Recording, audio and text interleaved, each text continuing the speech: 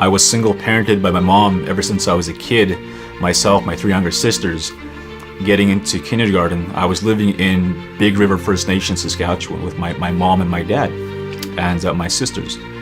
And I remember like yesterday, it was a nice summer day, and I had just got dropped off at the end of my dad's driveway from my friends. I was visiting in the summer, we're having a good time. And as I got at the end of the road, walking back towards my house, I noticed in our driveway was a truck I had never seen before. And I noticed my mother from a distance, and I noticed that she was putting boxes of stuff and bags of stuff into that truck. And as I got closer and closer and closer to the vehicle, I noticed that my mom was there, and I said, "Mom, what are you doing? What's going on?" And my mom said, "Kendal, go inside, pack up your bag, we're gonna go somewhere for a while." And all I had in my possession at that time was a little Ninja Turtles backpack, so I put all my toys in there, and I put that bag in that truck. And that was the day my parents split up. That was the day my mom decided to leave my father, and from that day forward, we never had a home. So we ended up staying in various women's shelters. And so for many months, we were kind of bouncing around from these women's shelters in Saskatoon, North Battleford, and Prince Albert, and so on. Until finally, my mother's mom, in our language we call her kukam. So my kukam was talking with my mom on the phone. And my kukam asked what was going on, and my mom explained that we didn't have a home. So my kukam, obviously with the kind, generous spirit that she had, invited us to go live with her. So we packed up our bag and we moved to Sweetgrass First Nation, Saskatchewan, where my kukam lived. And my kukam lived in a little 1-bedroom house on top of a hill. And the very first day we got there, I was excited because I finally got to spend time with my kukam. But here's the thing, we never had a room for ourselves. So my mom slept on the couch there in the living room, and I slept right beside her on the floor, my sister Kendra, my sister Farah, my sister Marisha, and that's where we stayed for several months.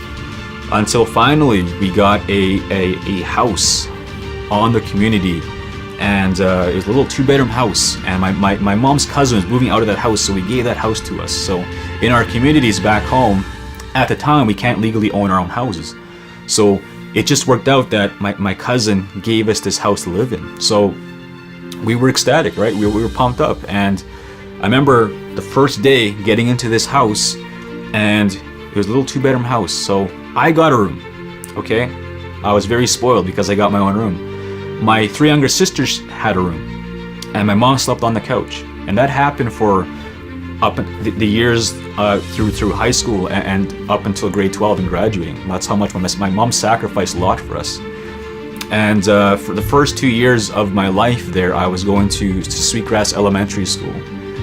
And what happened was I ended up getting bullied a lot on the bus and at school, and eventually my mom took me out of that school and she put me in a different school. And she put me in a school that was 15 minutes away. And it was a community that I'd never even heard of before. It was called Cut Knife. And it was a farming community. And I remember my first day in Cut Knife, grade 3, I noticed that I was different. I was different. I had an accent. I had a darker skin. And when I got off the bus, I knew that I had to try to find a way to fit in. So the way that I would fit in was the first 2 days in Cut Knife, I basically was using my ears the whole time. I barely spoke a word.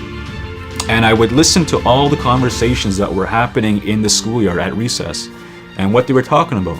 So on the 3rd day, when I'd finally approached some kids that were playing outside, and I said, "Hey guys, how are your crops doing? How much rain did you get last night?"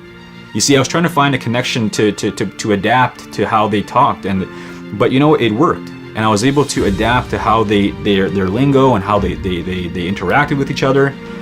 And I made friends. In every single recess, we'd be playing soccer all the time. All the kids, right? They loved to play soccer.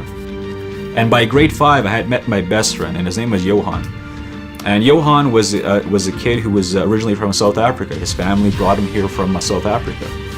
And he asked me one day at recess, it was just a casual conversation. He said, "Kendal, why aren't you playing soccer after school?"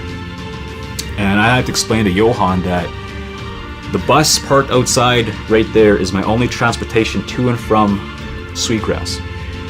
We don't have a vehicle back home.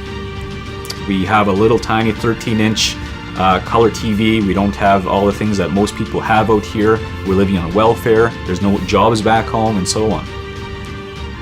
So he told his parents that night what I had told him, and the very next day, his parents started to pick me up for games and practices. They paid for my fees. They gave me my first opportunity to play organized sport, and it changed my life. I was able to use that sport and eventually go to high school and to graduate and to play volleyball and eventually go to college, and I played some volleyball in college, and then to university where I started my first company that failed, and then my second company that most people know that succeeded.